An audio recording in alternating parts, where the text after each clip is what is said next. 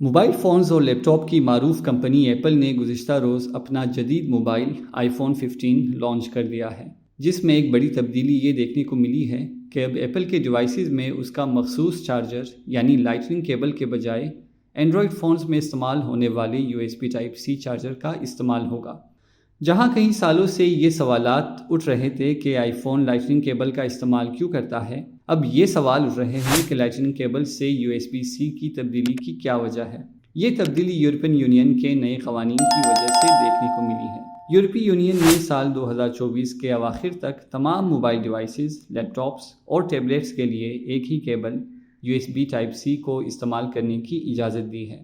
یورپی یونین کے نئے قوانین کا مقصد یہ ہے کہ صارفین مختلف کیبلز کا استعمال نہ کریں، بلکہ ایک ہی کیبل ان کے لیپ ٹاپ، موبائل اور دیگر ڈیوائسز کے لیے کافی ہو۔